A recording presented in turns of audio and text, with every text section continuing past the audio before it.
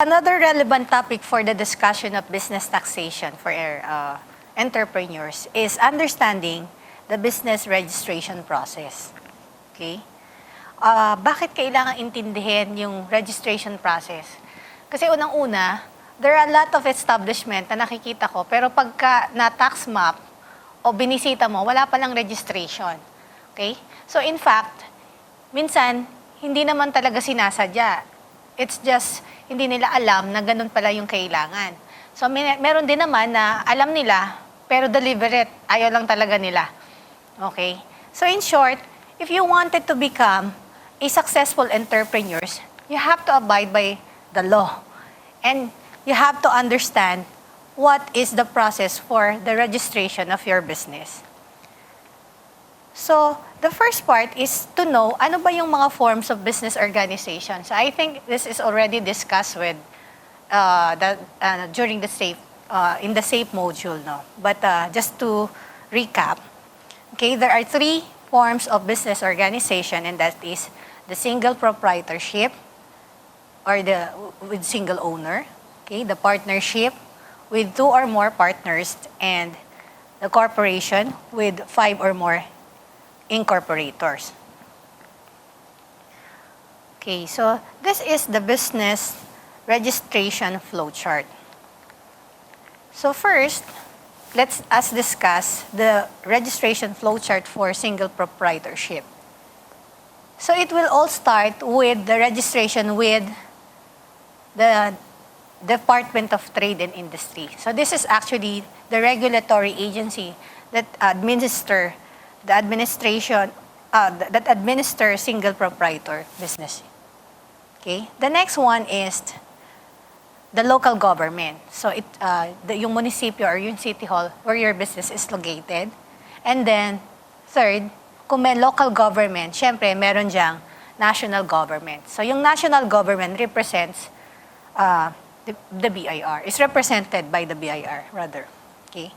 So the next type naman is for partnership and corporation. So it will all start with your registration with the Securities and Exchange Commission as your regulatory agency. Okay, the next is the municipal or local government, and still BIR for the national government. So parang pareho lang siya. Saan lang siya nagkaiba? Sa regulatory agency. Okay? So yung isa, yung single proprietor is being administered by DTI, and partnership and corporation is by SEC. Now, when you, I think there are a lot of questions. Ano ba yung maganda? Single proprietor ba? Partnership or corporation? So, nagkakaiba sila bukod doon sa regulatory agency. Okay? For partnership and corporation na administered ng SEC, ang tanong, ano ba ang pagkakaiba? Bakit may partnership? Bakit may corporation? Iisa lang naman pala ang regulatory agency niya. So, the answer actually lies kasi ang single proprietorship, when you have a liability, okay, yung responsibility mo or yung liability mo for a certain debt, for example, extends to your personal property. Meaning, halimbawa, I have an obligation at I cannot pay anymore. Yung liability ko goes or extends to my personal property. So kahit yung mga property mo na walang kinalaman sa business mo, pwede nilang habulin. Okay? Pero pag partnership and corporation, okay? Sa partnership, 2 or more partners. But yung extent ng liability ng partners, extend pa rin sa yung personal properties. So, kahit wala din kinalaman doon sa business, pwedeng kunin sa mga partners ng partnership. But pag sa corporations, yung extent ng liability goes to the corporate assets lang. So, hanggang assets lang ng kumpanya. Kaya normally, mas marami ang nagtatayo ng corporations. So even yung mga congressman, nagtatayo sila ng corporation kasi ganun talaga siya kaganda. Parang taguan ng yaman. Okay? Hindi ka pwedeng habulin. Okay? Kasi ang hahabulin yung corporations up to the extent of the asset of the corporations only. Okay? So kung meron mang hahabulin sa incorporators, up to the extent of his subscription lang. doon sa kumpanya. So let us discuss the TTI registration. So actually, this is just a parang checklist lang or the procedures. But for purposes of discussion, ito siya. So first, you have to have a business name. So when you decide to have a business, okay, you have to prepare at least, I recommend 5. Okay, 5 business names and then rank them in order of priority.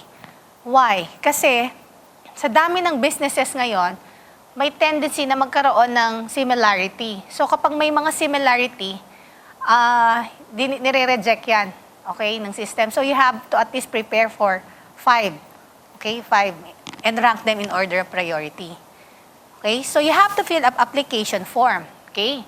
So it can be done in 2 ways. First, pwede ka manual application. So you go to the DTI office and then you fill up that application form. Or you can do that online. Kasi DTI has their online facility called the EBNRS. It stands for the Electronic Business Name Registration System. Okay.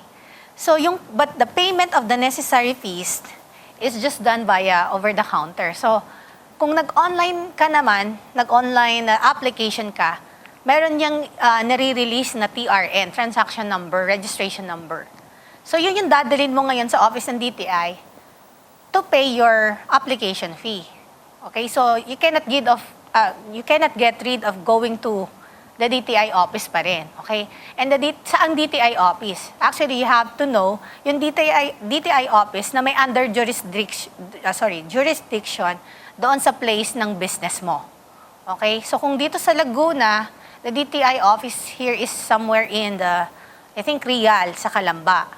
Okay, so kung nasa Makati ka, you have to know the DTI office na malapit doon. So may kanya-kanya din silang jurisdiction. Hindi pwedeng nasa Manila ka pero ang i-register mo nasa ibang probinsya. Owner must go personally to DTI, as I mentioned, within 10 working days to present 1 photo-bearing national issued identification document or ID and the duly accomplished application form with signature. So, kasama na yan. So, after you have submitted that, i-issuehan ka na nila ng yung formal na DTI registration certificate. Okay? So, pwede mo na siyang magamit. So, sa municipal registration naman, or the local registration, okay, you need to have the barangay clearance. So, parang ano yan, before you can go to the municipal, it will all start from the barangay level. Okay? So, kailangan mo ng clearance. Okay? So, you have to show them your DTI certificate if you are a single proprietor. Pero if you are a partnership or a corporation, you have to present the SEC certificate naman. Okay? So sa lease contract, if rented, okay, kaya may lease contract, kasi when you hold office, dalawa lang yan. It's either owned mo yung property or nirerentahan mo. So kung nagre-rent ka, you have to present the lease contract. Or kung sasabihin mo na pag-aari mo yung property, you have to present a proof of ownership, either via a tax declaration or TCT. Okay? Nasa sa'yo yun. Okay? Depende sa kung anong hihingi nila. So you need to have also the locational clearance, the occupancy permit or building permit, fire clearance, yung picture of establishment, inside and outside, with signage pa yan. Okay, bakit? Kasi marami nagre-registered. Wala naman pala talagang ganong address. Okay? Before kasi hindi ganon kahigpit. Actually, there was a time na parang we tried to put up also a partnership. Okay? And then, ang nilagay lang namin na address is Parian, Calamba, Laguna. Okay? Pero wala talaga office. Kasi ang office namin sa mga bahay-bahay namin. And we are 4 partners actually. So, na-register naman siya. But, ibig sabihin, hindi totoo yung, parang ano siya, virtual. Or it's not even virtual. Parang imaginary address lang. So ngayon, nagre-require na sila ng picture. So anong itsura? Anong labas? May signage ba siya? Okay, sa loob, anong itsura? Baka naman bodega. So dapat merong opisina talaga. And the letter of authority from taxpayer. So there are times kasi na hindi ka talaga maka-attend doon sa requirements ng registration and you contracted someone to do the registration for you. Can that be done? Yes. you just have to present a letter of authority, okay? If you are actually transacting by a representative, okay? And also the lesser permit. Okay, bakit kailangan ng lesser permit? Kasi there are times, or most of the times, na nakakapag-rent ka ng property, pero yung palang may-ari ng property, hindi naman nakarehistro na lessor, okay? So, isang way din ngayon ito ng local government to know sino yung mga hindi pa nakaregistered, pero kumikita na. So, humihingi na sila ngayon ng lessor's permit. So, kahit yung permit ng lessor, kailangan nyo ring i-present. So, with regards sa BIR registration, so which represents the national government, okay, the registration of business name is done, okay? So, ito yung mga dapat na, they have to have an application form, okay? Yung sketch of business of the taxpayer. Actually, ngayon, nagko-conduct na rin sila ng ocular inspection, okay? To check kung talagang valid yung address. Before, nagre-rely lang sila sa kung anong mga documents. But now, they do the ocular inspection. Kasi, marami kasi daw ngayon sa mga LAs, yung mga letter of authorities for audit, na kapag pinuntahan ng examiner, wala palang ganong address. So, mga bogus yung addresses. So, ngayon talaga, it's mandatory for them that before they can issue a certificate, they have to conduct an ocular inspection. So, ito naman yung isa, yung payment. Siyempre, magbabayad ka pa rin ng application form. I think sa lahat naman may payment ng application form. 'Di ba? Even with SM, ang tawag nila doon, Advantage card, may bayad din yun, 'di ba? May application form, meron din siyang application na fee, parang ganon. So dito din sa BIR, meron din siyang registration fee. Okay? You have to present as exemption certificate if applicable. So for example, you are a school and by virtue of the Constitution, exempted ka talaga. Pero sa although you have the privilege to be exempt, you still have to secure a certificate of exemption. Hindi siya absolute. So kung wala kang maipipresent, hindi ka exempted. Okay? So you have to present. Yung mga cooperatives, if you have heard of cooperatives, cooperatives are actually also mandated to seek exemption certificate before they can actually say that they are exempt. And then the photocopies of the following, business permit, DTI or SEC certificate, articles of partnership or incorporation, the birth certificate and marriage certificate if if married, and the contract of lease or proof of ownership. Kung mapapansin nyo, yung itong photocopies na to, ito din yung sinubmit nyo naman kanina sa local.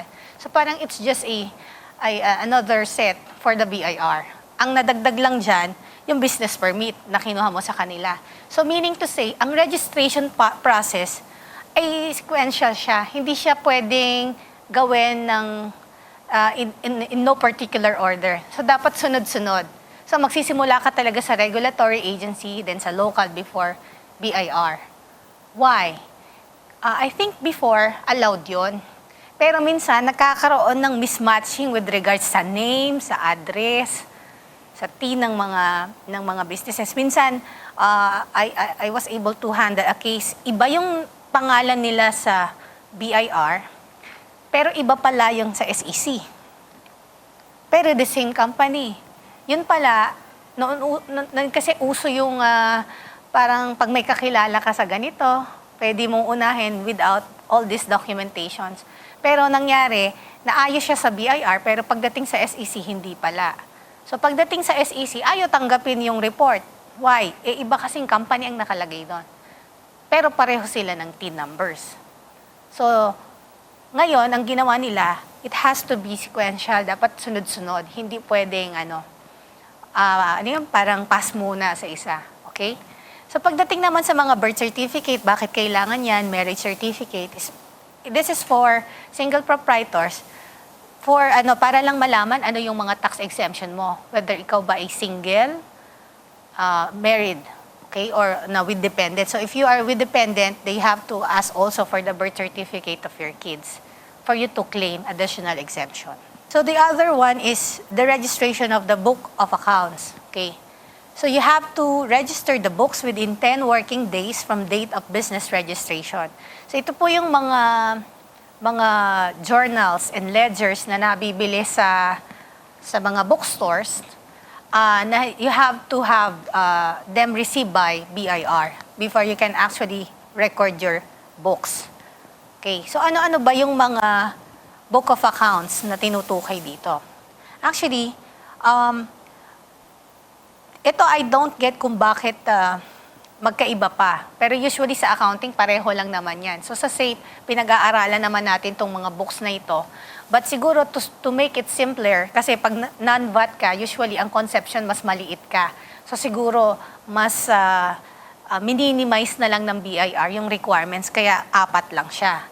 Okay, but with VAT registrants, it's actually 6. Okay, so ano yan? You have to have a ledger, you have to have a general journal, the sales journal book, the purchase journal books, the cash receipts book, and the cash disbursement book. So pag sinabi mo kasing, ano yung pagkakaiba ng sales, puro journal kasi. Sales, purchase, journal yan. General journal meron din. Yung yung sales journal, actually, doon mo nire-record lahat ng sales mo on account. So when you say on account, pautang. Okay? So purchase journal, ito naman, nire-record mo lahat ng purchases mo ng items on account pa rin, which is utang. Okay? So saan ko ilalagay ngayon yung mga cash sales ko? Okay, supposedly, it should be under the cash receipts book. Kasi receipt of cash eh. So cash receipts of Pag cash disbursement, ito naman yung expenses mo na binayaran mo on cash. Okay, so pag pinag-uusapan natin sales journal, purchase journal, laging pautang or utang. Yung cash receipts and cash disbursement, it all involves receipt and use of cash. Okay, pero ngayon, may bagong lumabas na mga book of accounts for VAT registered talaga. So doon sa sales, nakalagay na rin doon, may column na kung ano yung cash sales, ano yung on account. So meron na rin mga variations with regard sa Pero doon sa mga ordinary columns, yung mga 14 na columnar, ikaw ang maglalagay. Pero ngayon, meron na rin available. So kung ayaw nyo na, just to get rid of, ano ba yung dapat kong ilagay doon sa mga columns na yun, you can actually purchase a journal intended for VAT registered talaga. Meron na naman siya doon. So another requirement by the BIR is to seek, ito yung medyo controversial ngayon, the authority to print. Siyempre, when you are actually, when you applied for a business, siyempre, you have to have a transaction. And those transactions has to be accompanied by receipts, di ba? So, hindi ka naman pwedeng magbenta na wala kang documents to prove na nakabenta ka. So, you have to have either an official receipt or a sales invoice. So, ito yung mga requirements for new taxpayers. Ito naman ay checklist lang. In fact, the one who will do this is the accredited BIR printers. Okay? So, ngayon kasi may bagong requirement. Before, yung mga printers, wala naman silang accreditation with BIR. Pero last year, they have issued a revenue regulations na kapag ang isang printer is hindi registered or accredited sa BIR, hindi ka pwede sa kanya magpagawa. They cannot actually secure an authority to print for you. Okay? So sa ngayon, maging maingat. Kasi baka yung printer na makuha mo, they can actually print pero wala naman pala silang accreditation. So yung kanina is the requirement for new taxpayer. Ito naman ay requirements for old taxpayer. Halos pareho lang siya, except itong yung photocopy or yung booklet for the previous 80, yung photocopy na since nag-register ka na dati, meron ka ng authority to print dati. So yun lang, ipipresent mo lang ulit sa kanila. Okay, the purpose of that is to know ano yung pinakahuling series, yung number na nagamit mo. Kaya humihingi din sila ng last booklet. Okay? So, yun yung binipresent. Okay? So, this one is the stamping of the printer certificate of delivery. Just to prove na na-deliver na ng printer yung official receipt doon sa, sa taxpayer.